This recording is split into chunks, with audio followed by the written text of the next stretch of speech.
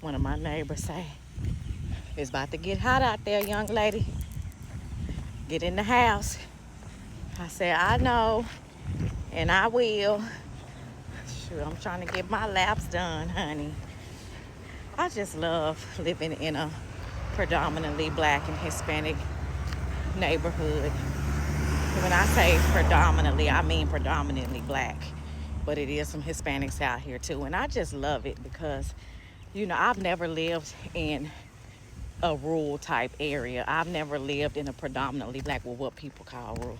I've never lived in a predominantly black neighborhood growing up. My mama always tried to keep us in what she thought was safe and, for us to be in, which was not around blacks. And so it's always been one of my dreams to live where I see people that look like me. So when I tell you that God answers prayers, God hears our heart, and I have been getting every single thing that my heart has desired lately for the past couple of years, it just feels so amazing. Like, I look around and I think about my past. I think about where I came from, my childhood trauma, raised up in a preacher home, always being ridiculed and threatened that I was gonna die for being a disobedient child and all that. I'm still alive. Like, it's a lot that we deal with from season to season of our lives.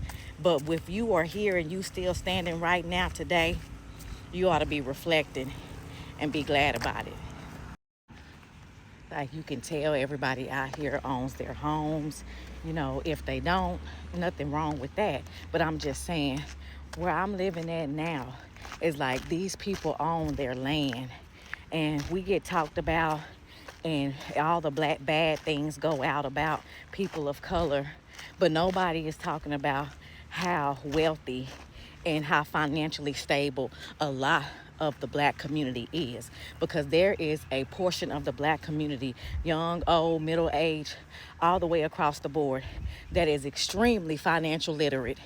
And they out here getting their money, they owning their land, they owning their houses, they got chickens, they got horses, they got cows. They just living. And can't nobody come take it away from them.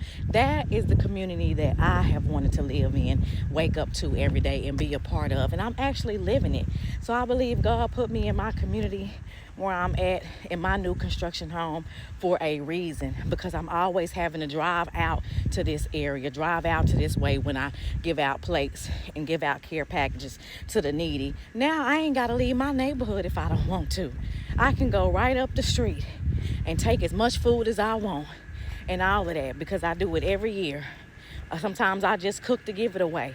We do it Christmas, Thanksgiving, all of that. And now I'm just right here. I love it. I'm not scared. I'm not afraid something bad is going to happen. I don't live in fear. And that is one thing that I grew up in. It's always shoulda, coulda, woulda, and what if this happened, and don't go out there and do this because this and that. I don't live off of that. I just live. And I take every step and every day the way it come. And I cross them bridges when I get there. And I hope some of y'all out there doing the same. We're not living in fear. We're not doing that. And lastly, that's one thing that I learned being a young parent. And, me finna be 40 this year. I got a 21. My daughter finna be 21. I started having kids at a very young age, straight out of high school. So I learned,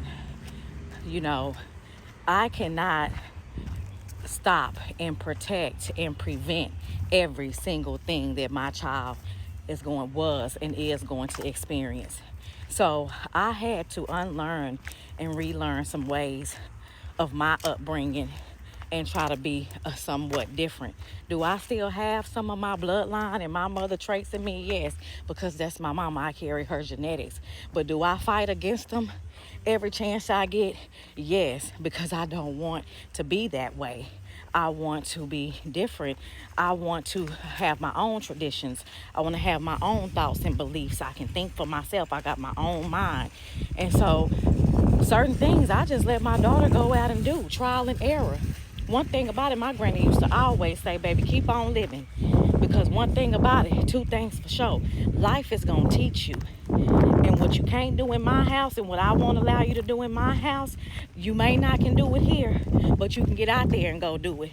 And life still going to teach you. And so that has been my mantra for me and mine in my household. Whatever you want to do, if you don't like it here because you can't do it here, then there go the outside. All I can do is lift my kids up in prayer, cover them every chance I get, and believe that God got them covered and gonna take care of them and protect them from hurt, harm, and danger. But all that excessively sheltering and just trying to stop and prevent and just, you just can't do it. And so you live and you learn, and we supposed to be unlearning and relearning.